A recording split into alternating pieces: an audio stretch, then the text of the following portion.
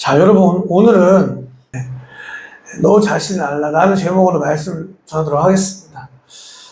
너 자신을 알라라는 이 말은 고대 그리스 철학자 소크라테스가 말한 것으로 우리가 생각을 하고 있는데, 사실은 소크라테스가 언급해서 알려진 명언이긴 해요. 하지만 제일 처음에 말한 것은 소크라테스가 아니라 그리스 델포이 신전 그 내부 기둥에 새겨져 있는 글귀래요. 그래서 소크라테스가 그 글귀를 인용해서 말한 거래요. 너 자신을 알라. 너 자신을 알라 이 말은 어떤 뜻이냐? 너 자신이 아무것도 모르고 있다는 것을 알라라는 뜻이라는 거예요. 자신이 아는 것이 없다는 것을 인정하고 거기에서부터 출발해서 진리를 탐구해야 된다라는 뜻이라는 거예요. 또 이 너 자신을 알라라는 말은 이런 의미가 있습니다. 너 자신이 어떤 사람인지를 알아라. 너가 얼마나 가치가 있는 사람인지를 알아라. 너가 어떤 정체성을 가지고 있는 사람인지를 알아가라 라는 의미를 가지고 있다는 거예요. 여러분, 유명한 예화 하나를 소개해 드릴게요. 한 대학 교수가 강의를 하다가 학생들한테 10불짜리 지폐를 들고 학생들한테 이렇게 말을 했대요. 이 10불짜리 지폐를 갖고 싶은 사람 손 들어보세요. 그러니까 모든 학생들이 손을 든 거예요. 그래서 이 교수가 지폐를 꾸깁니다. 다시 펼 수 없을 정도로 꾸겨요. 자, 이 10불짜리, 10달러짜리 이 지폐를 갖고 싶은 사람 손 들어보세요.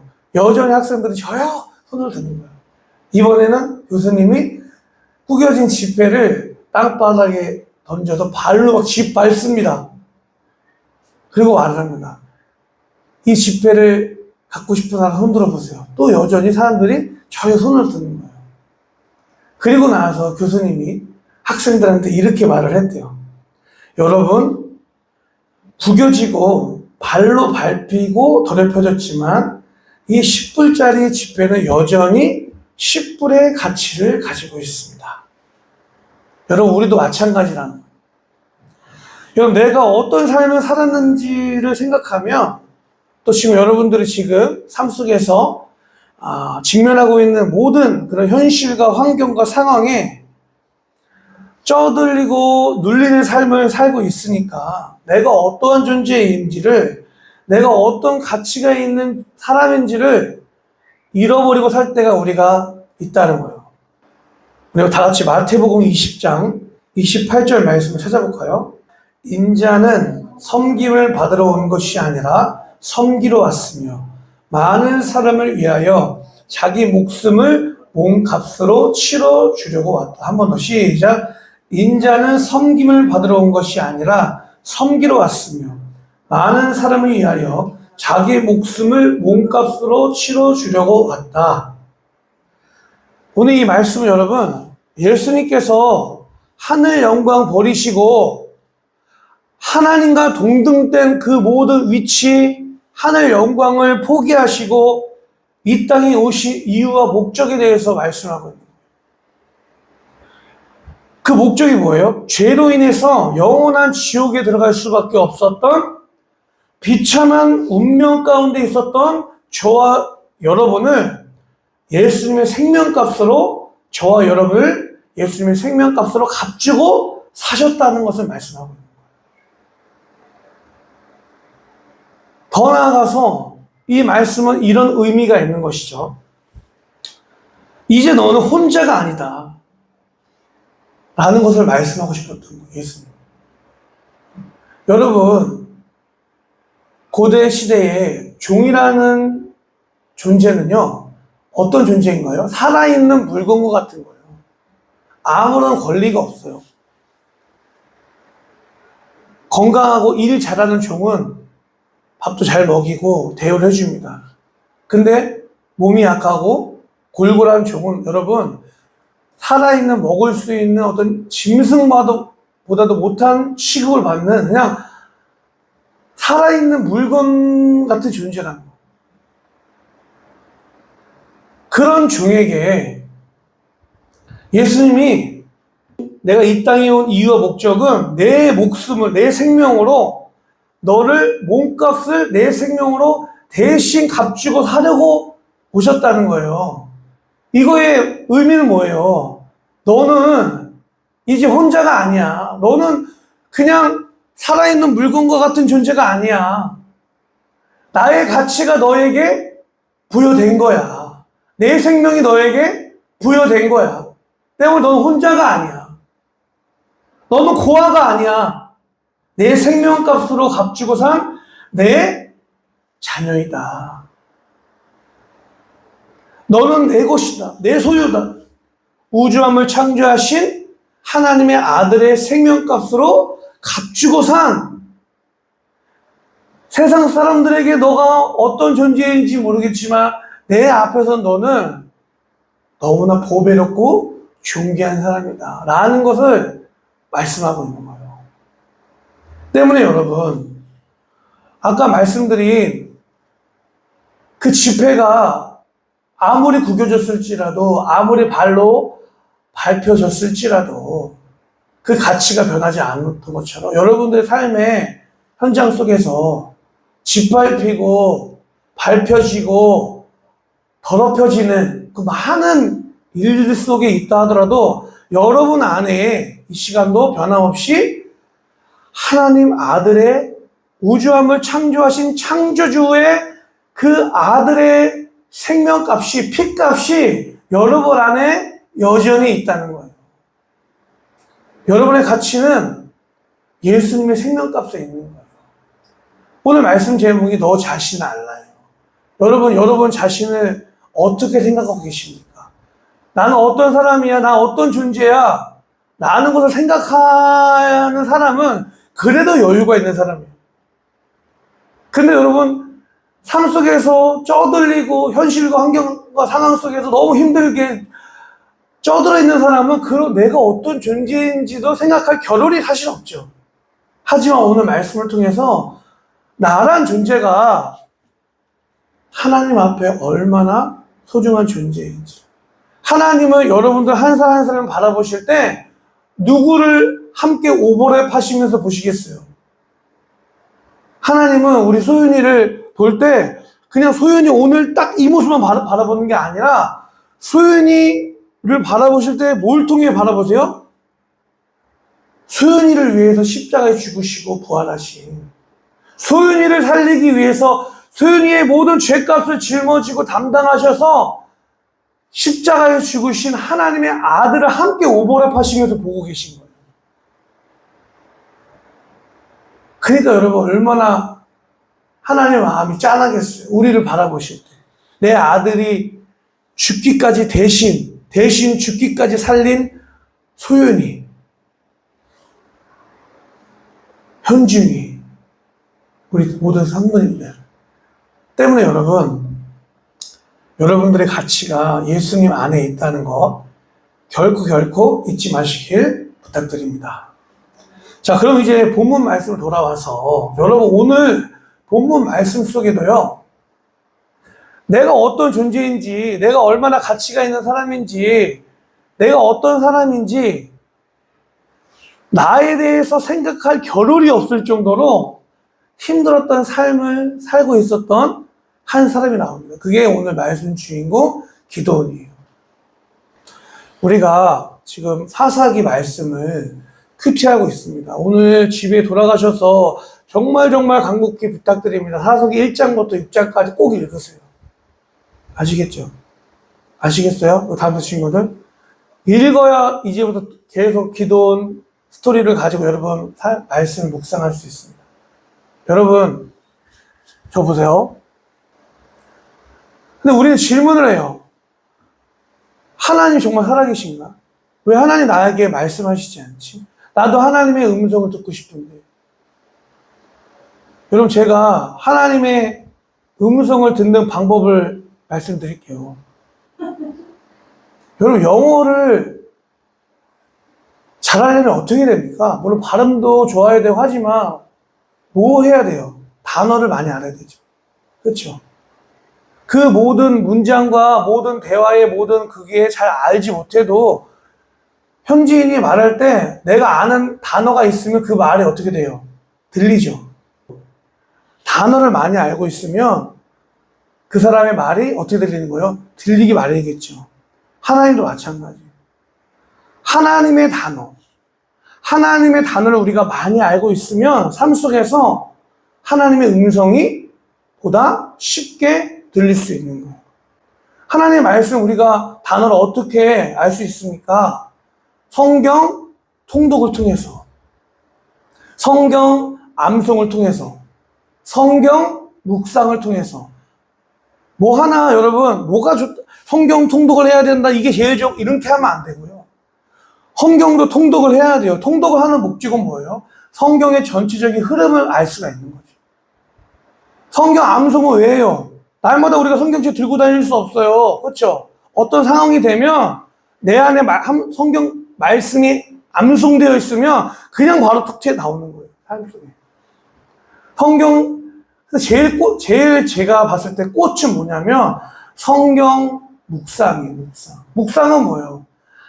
한 말씀을 가지고 곱씹어서 그 말씀의 진액을 뽑아내는 거예요. 그리고 내 삶에 적용시키는 거예요. 아무리 말씀을 통독하고 흐름을 잘 알고 말씀을 암송하면 묘해요. 그 말씀의 참 의미를 모르고 내 삶에 적용시키지 못한다면 아무 의미가 없는 거예요. 때문에 여러분 우리는 성경 묵상하는 교회예요. 묵상하는 교회.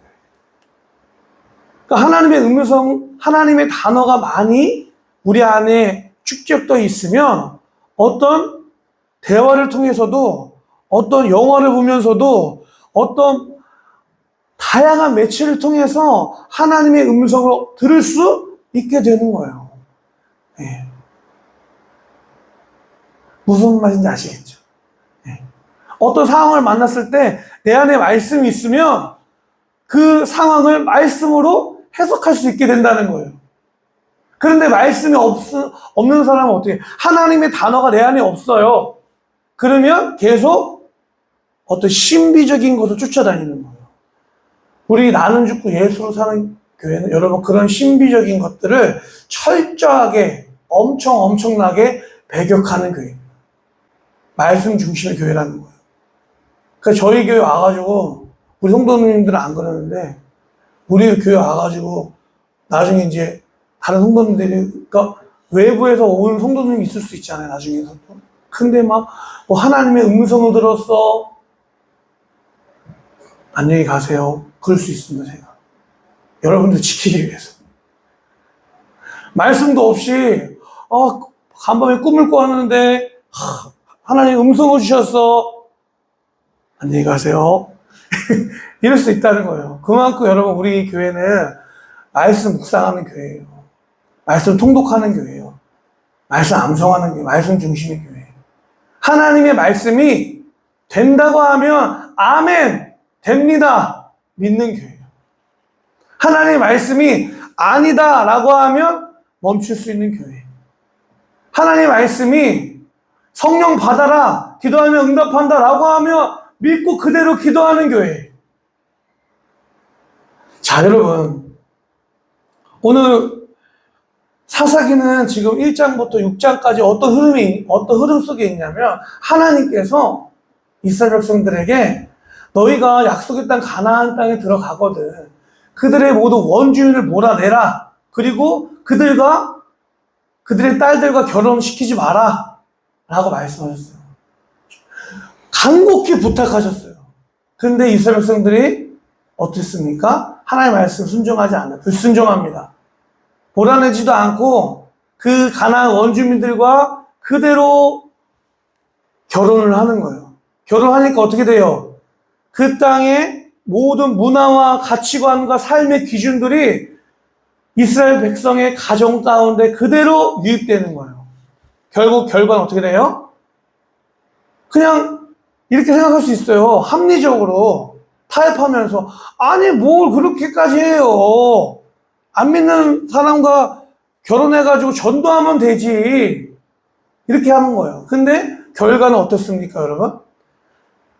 결국에는 믿는 형제, 자매들이 내 배우자의 영향을 받아서 그들이 섬겼던 바알과 아세라, 세상의 신을 섬기게 되는 거예요. 하나님을 잊어버리고.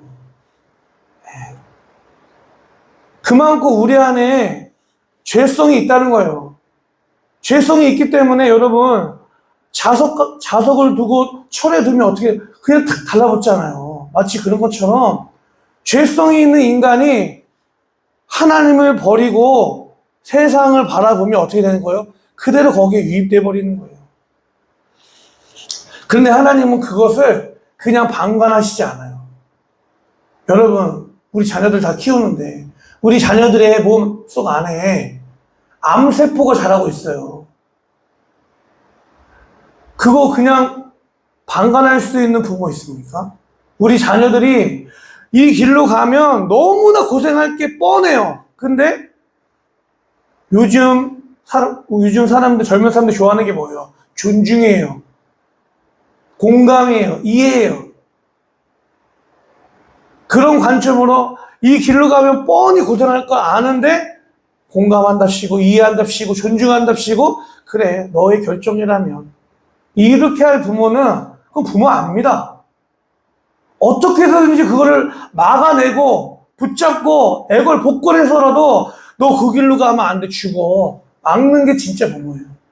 여러분 하나님께서 하나님의 자녀인 이스라엘 백성들을 그 길로 가면 안 되니까 계속 이스라엘 백성 안에 있는 죄에 대해서 포기하시지 않는 거예요.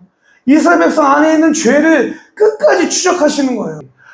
여러분, 아담과 하와가 범죄했을 때 하나님께서 아담에게 제일 먼저 말씀하신 게 뭐예요? 아담아, 내가 어디 있느냐? 이게 뜻이 뭔지 아세요? 아담아, 너가 있어야 할 자리에 지금 왜 없고 지금 너 어디 있는 거니? 물어보시는 거예요. 아담이 있어야 할 자리가 어디예요? 하나님의 존재 앞에.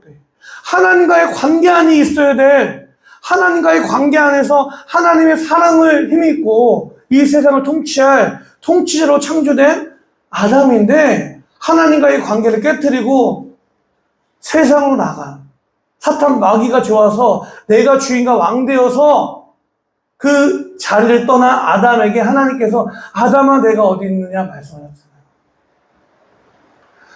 사사기에서 똑같은 거예요. 여러분 사사기 메소포타미아 왕 구산 니사다임에게 이스라엘 백성들이 8년 동안 압제당합니다. 8년. 그래서 하나님께서 8년 동안 압제에 있는 이스라엘 백성들이 정신 차려서 하나님 죄송합니다. 저에게 하나님이 필요합니다. 라고 했을 때 하나님이 온일이라는 사사를 통해서 그 압제 아래에서 구원해 주세요. 그리고 압제는 8년이었는데 평안한 시대는 몇 년 사신 줄 아세요? 40년 살아요. 압제는 8년이었는데 복받은 기간은 40년이에요. 생각해보세요. 또 모아바 에글론에게 압제당해 18년 동안 사사 에웃을 세웁니다. 왼손잡이 에웃. 금요일에 얘기했죠. 근데 평안한 시대는 에웃을 통해서 평안한 세우는 기간은 80년이에요. 가나안 왕 야빈을 통해서 20년 동안 압제당합니다. 드보라 바락을 통해서 구원받아요. 40년 동안 평안합니다. 뭐예요? 압제당한 기간에 비해 이스라엘 백성들이 복받고 평안한 기간이 압도적으로 많다는 거예요. 이걸 통해 알 수 있는 게 뭐예요? 하나님 우리에게 복 주시기 원하시는 거예요. 또 알 수 있는 게 뭐예요? 하나님은 우리 안에 있는 그 죄를 절대 방관하시지 않는다. 그 죄에 대해서 끝까지 추적해주신다. 인간 아버지는 내가 이렇게 하면 너무 상처받지 않을까? 이렇게 하면 우리 아들이 너무 힘들지 않을까? 생각할 수 있어요. 하지만 전능자이신 하나님은 우리 안에 있는 모든 그 죄, 하나님보다 높아진 것들, 하나님보다 우선순위 된 것들. 왜요? 우리가 하나님과의 관계 안에 있을 때 우리가 제일 행복한 거예요. 그 관계를 버리고 하나님 앞에 있지 않고 자꾸 세상으로 나가면 하나님은 그걸 그냥 바라보시지 않고 뭘 허락하세요? 광야와 고난을 반드시 허락하신다라는 거예요. 이게 사사기에 흐르는 지금 사이클입니다. 반복되고 있는 거예요. 6장 1절부터 6절에 지금 나오고 있는 게 뭐냐면 앞에 지금 말씀드렸던 새 나라의 압제는요, 그냥 설명하지 않아요. 그냥 18년 동안 압제당했다. 이렇게. 근데 지금 기드온이 살았던 이 당시의 압제는 어떤 압제였는지 성경에서 자세하게 설명하고 있어요. 어떤 압제였어요? 4절 말씀 보니까 이스라엘에 먹을 것이 하나도 남기지 않았으며 양이나 소나 나귀까지도 남기지 않았다. 5절 말씀 보니까 그들이 돌아와서 온 땅을 황폐하게 만들었다. 저 보세요, 여러분. 어떤 압제였어요? 그냥 일반적인 압제도 모든 것을 빼앗아가는 압제예요. 하지만 이 압제는 어떤 압제였냐면 기드온이 살았던 그 당시의 압제는 7년 동안 이스라엘 백성들이 그래도 먹고 살아야 되잖아요. 압제 아래 있어도. 뭐 좀 먹고 살려고 뭐 심습니다.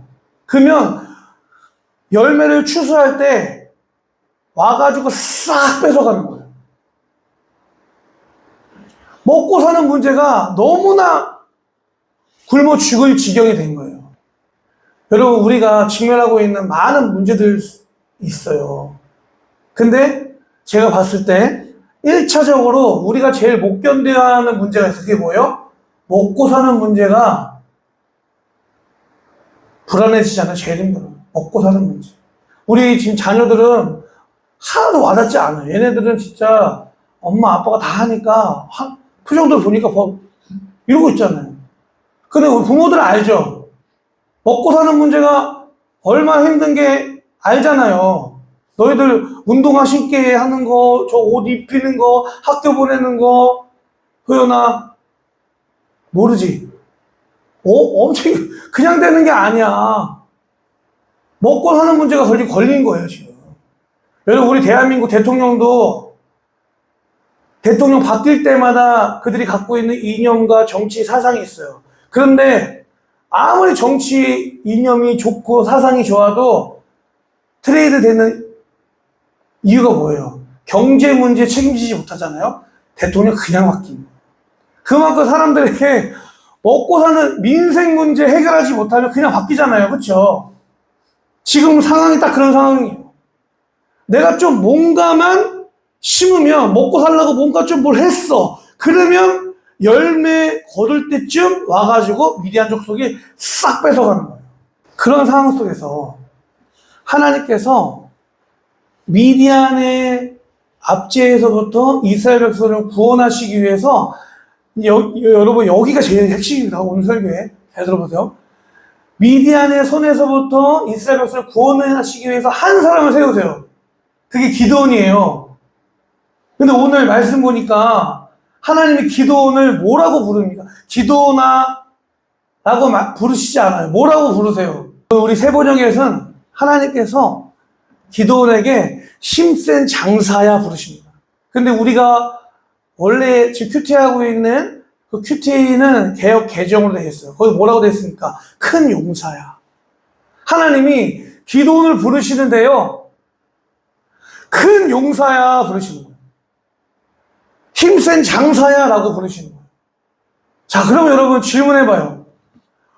왜 하나님은 기드온에게 큰 용사야, 힘센 장사야 라고 부르실까?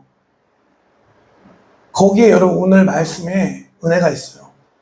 하나님 보실 때 어떤 사람이 큰 용사인가, 어떤 사람이 힘센 장사인가. 기드온이 정말 힘이 세가지고 씨름을 잘해서 힘센 장사라고 얘기한 게 아니에요. 정말 실제적으로 큰 용사기 때문에 큰 용사라고 부른 게 아니에요. 보통 이 본문을 설교를 하잖아요. 어떻게 해석을 하냐면 기드온의 어떠함 때문에 하나님께서 큰 용사다라고 부른 게 아니라 하나님이 앞으로 기드온을 통해서 이루실 일들을 미리 땡겨와가지고 기드온에게 큰 용사야, 힘센 장사야 라고 얘기한다는 거예요. 그런데 여러분, 그것도 맞는 거예요. 하지만 그것만 얘기하면 부족한 해석이 되겠죠. 14절 말씀 읽어볼게요. 시작. 그러자 주님께서 그를 바라보시며 말씀하셨다. 너에게 있는 그 힘을 가지고 가서, 여기까지. 기도원이 가지고 있는 뭐를 가지고 가라는 거예요? 힘을 가지고. 기도원이 갖고 있는 어떤 힘을 얘기하고 있는 거예요. 그걸 바라보시면서 하나님께서 힘센 장사야, 큰 용사야 라고 부르시는 거예요. 그게 무엇일까? 여러분. 자, 여러분, 저 보세요. 다윗이요. 가지고 있었던 게 있어요. 다윗이 골리앗과 싸움은요, 어른과 아이의 싸움이었어요. 말도 안 되는 싸움이죠. 다윗이 뭘 가지고 나갔어요? 물맷돌을 가지고 나갔잖아요. 그렇죠? 물맷돌. 다윗에게 물맷돌은 어떤 거예요? 아버지 이새가 넌 죽든지 말든지 너 그냥 들판에서 양이나 쳐. 그런 푸대접을 받으면서 아버지의 양들을 지킬 때 살아야 되잖아요. 버텨내야 되잖아요. 그러니까 나를 지키고 아버지의 양들을 지키기 위해서 볼품 없었던 그냥 뭐 창도 아니고 칼도 아니에요. 그냥 물맷돌. 반복해서 나를 지키기 위해서 내 삶을 포기하지 않고 나를 지키기 위해서 다윗이 던졌던 그 물맷돌을 통해서 하나님께서 골리앗을 이기게 하셨어요. 그렇죠? 다윗에게 물맷돌이 있었어요. 그게 나를 지키고 어떻게든 살아보려고 하는 모든 과정에서 생긴 부산물이었죠. 자, 또 여러분 모세를 한번 생각해 볼까요? 모세의 인생을 크게 두 가지로 나눕니다. 첫 번째 40년은 왕궁에서의 40년이었어요. 40살이 되기까지 모세가요, 왕궁에서 뭘 배웠습니까?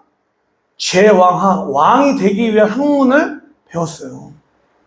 그러니까 애굽의 모든 선진 문화와 모든 식견과 양식과 모든 교육을 받은 거예요. 모세가. 그리고 나머지 40년은 80대가 될 때까지 광야에 있었어요.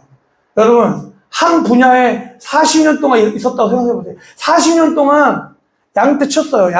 목동이었어요. 양 지키는 사람이었어요. 그럼 뭐 전문가가 되는 거예요? 양떼 목자로서의 전문가가 되는 거예요. 목자는 뭐 하는 사람이에요? 오늘 이 광야에서 구름을 보니까 오늘 여기서 풀을 먹이면 되겠구나. 그 땅의 지형과 기후에 대한 전문가가 목자죠.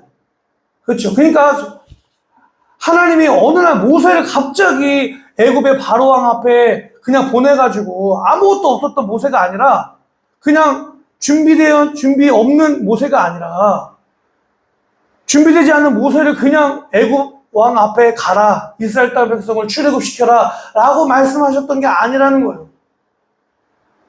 여러분, 40년 동안 왕궁에서의 모세의 삶이 없었다면 어느 날 갑자기 목동이 그 당시에 제국을 이뤘던 모세 앞에, 바로 앞에 저 왕 만나고 싶습니다 하면 만나줄까요? 아니, 어떻게 만나요? 모세니까 만날 수 있었던 거예요. 그 모세는 이 80년이란 기간 동안 애굽의 모든 선진 문물을 공부를 한 거예요. 40년 동안. 또 뭐예요? 목자로서 광야의 삶이 어떤지를 너무나 잘 알았던 거예요. 때문에 이스라엘 백성들을 40년 광야 생활을 그 과정과 가나안 땅까지 이끌어갈 수 있는 모든 준비가 되었던 사람이라는 거예요. 요셉은 어때요?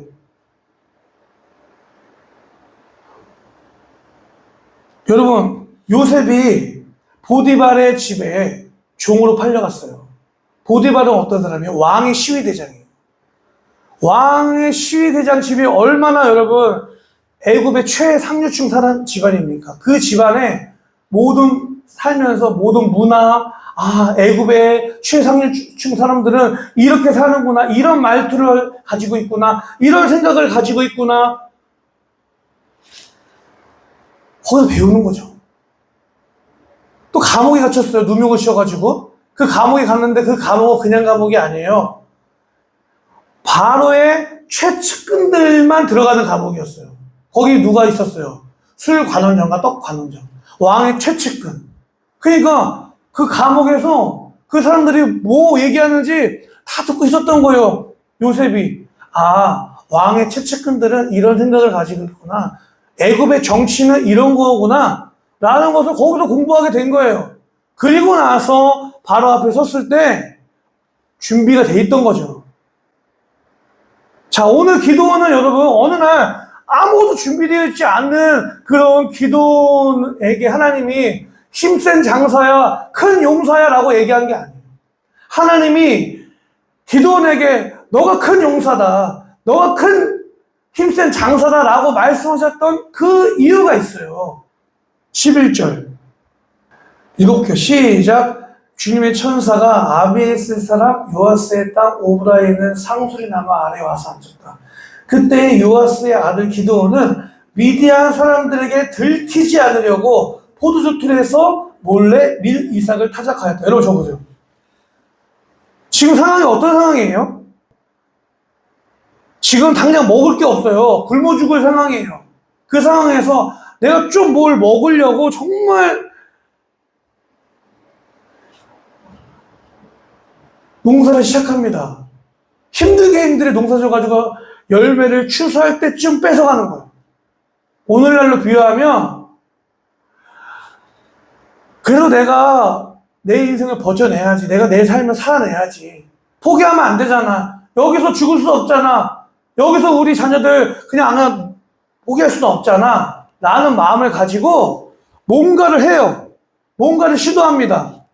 뭔가 일을 시작했어요. 뭔가 생각을 가지고 뭔가를 계획했어요. 그런데 그게 일이 이루어질 때쯤 자꾸 일이 무산되는 거예요. 뭔가 이렇게 해보려고 했는데 이제 뭔가 열매가 보일 때쯤 자꾸 계획이 빠그러지는 거예요. 어그러지는 거예요. 그것이 반복되는 게 7년이었대요. 그럼 어떤 마음이 될까요? 이스라엘 백성들 마음 안에. 지금 베네수엘라 사람들의 마음이 들지 않을까요? 오늘 본인 썸네일 보니까 뭐라고 되는지 아세요? 썸네일에 베네수엘라 월급이 4,000원인데 햄버거가 8,000원이래요. 그런 상황들. 아무리 노력해도 여러분 월급이 4,000원인데 햄버거가 8,000원이래 하준아. 일하고 싶겠어요? 호연아 일하고 싶겠어? 그런 상황에서 일하고 싶겠어요? 저도 일하고 싶지 않죠. 근데 일하지 않으면 어떻게 돼요? 굶어 죽는 거예요. 내가 한 달 일해서 4,000원 버는데 햄버거가 8,000원이야. 그럼 보통 사람들은 야 됐어 일해서 뭐해 그냥 됐어 하지마. 다 자포자기하고 체념하는 그런 상황 속에서 기도는 모든 사람들이 포기하고 자포자기하고 헬 조선이라고 얘기하고 해도 안 돼 체념하고 두 손 놓고 아무것도 안 하고 있을 그때에 기도는 어떤 사람이에요? 그래도 버텨내려고. 그래도 이대로 포기할 수 없잖아. 이대로 우리 자녀도 굶어 죽게 할 수 없잖아. 라는 삶의 태도를 가지고 있었던 거예요. 그러니까 뭐예요? 미디안 사람들에게 들키지 않으려고 계획을 세웠던 사람. 포도주 틀은 뭐예요? 여러분 포도주 틀이라는 건요 포도주를 넣고 발로 밟아가지고 포도주를 만드는 포도주 틀을 얘기하는 거예요. 거기에다가 밀 이삭을 타작하는 어떻게든 살아보려고 지금 지혜를 발동하는 사람이었다는 거예요. 그러니까 기도는요 하나님이 인정하시는 게 있어요. 하나님이 다윗의 물맷돌을 사용하셨던 것처럼요. 하나님이 요셉 안에 있는 포기하지 않고 삶을 버텨내고 하루하루를 살아내었던 요셉의 삶의 태도를 사용하셨던 것처럼 하나님께서 모세의 광야에 그 삶을 사용하셨던 것처럼 기도원에게는 뭘 보신 거예요? 모든 사람들이 자포자기하고 체념하고 있을 때 두 손, 두 발 다 놓고 있을 그때에 4,000원 벌어서 햄버거 8,000원인 그런 말도 안 되는 그런 현실과 환경 상황 속에서도 포기하지 않았던, 삶을 어떻게 해서든 삶을 살아내려고 버텨내보려고 했던 그 성실, 그 삶의 태도를 바라보시면서 하나님께서 뭘 말씀하신 거예요? 너가 큰 용사다. 너가 힘센 장사다. 라고 얘기하신 거예요. 여러분, 오늘 이 말씀을 여러분의 삶 가운데 적용해보고, 저는 이 말씀 묵상하면서 엄청 은혜 받았습니다. 하나님이 우리의 뭘 보신다는 거예요? 우리 안에 있는 삶의 태도, 어떻게든지 삶을 악착같이 버텨내고 살아보려고 하는 그 마음의 중심, 그 성실함을 하나님께서는 그냥, 사람들은 야, 너 그렇게 해가지고 뭘 하겠냐? 너 그렇게 해가지고 벌어가지고 뭐 하겠어? 라고 생각할지 몰라도 하나님께서는 그것을 바라보시면서 너가 큰 용사다. 너가 힘센 장사다. 라고 말씀하시는 거예요. 저는 이 말씀 묵상하면서 우리 성도님들이 우리 성도님들 보니까 다 그런 분들이에요. 다. 설교 시간이기 때문에 자세한 거 얘기하지 않지만 다 그렇잖아요. 오늘의 여러분들의 삶이 있기까지 제가 어떻게 버텨내신지 알잖아요. 오늘의 가정을 이끌어 오기까지 여러분 어떤 고생했는지 제가 생각이 나던 거예요. 그런 여러분들에게 하나님께서 말씀하시는 거, 너가 힘센 장사야. 너가 큰 용사야. 오늘이 있기까지 다른 사람처럼 포기하지 않고 가정을 깨지 않고 어떻게든 이 가정을 지켜내려고 버텨내고 용서하고 받아주고 이해하려고 노력했던 여러분들의 삶을 바라보시면서 하나님께서 기도원에게 말씀하신 것처럼 너가 힘센 용사야. 힘센 장사야. 너가 큰 용사야. 하나님께서 그것을 통해서 미디안의 7년 압제 아래에서 이스라엘 백성들을 구원하기 시작했다는 거예요. 오늘 우리도 마찬가지입니다. 여러분들이 하나님께서 그렇게 말씀하고 계신 거예요. 여러분들에게 적용하시면 돼요. 지금 여러분들이 가지고 있는 그 삶의 태도를 통해서 지금까지 살아오신 것만 해도 제가 봤을 때는 존중받기, 칭찬받기, 인정받기 충분하신 분들입니다. 제가 아이가 지금 7살, 9살, 7살, 3살이잖아요. 근데 제가 중학교 아들을 키우는 우리 혜성 성도님, 제가 설교 때 얘기한 게 아니잖아요. 수없이 많이 얘기하지 않았어요? 너무 대단하시다고? 정말이에요. 3남매 지금, 딸이 지금 중학생이에요. 그걸 버텨내는 우리 성도님. 더 대단해요? 조상님 더 대단해요? 딸이 지금 대학생이에요. 고3이에요. 고3이에요. 고1이에요. 부모로서의 그 사명을 감당하시는 게 대단하십니다. 저만 그렇게 바라보는 게 아니라 하나님께서 그렇게 바라보신다는 거예요. 그것을 통해서 하나님께서 일하신다는 거예요. 그 삶의 태도를 가지고. 여러분 시간 함께 기도하실 때 하나님, 오늘 나에게 큰 용사다, 힘센 장사다라고 말씀하신 하나님, 이후에 기도원의 삶을 통해서 이스라엘을 구원했던 그 하나님, 오늘도 저희의 하나님이 되셔서 제가 직면하고 있는 많은 문제 가운데 하나님 함께하여 주시옵소서 라고 함께 주일창 부르시면서 기도하시겠습니다.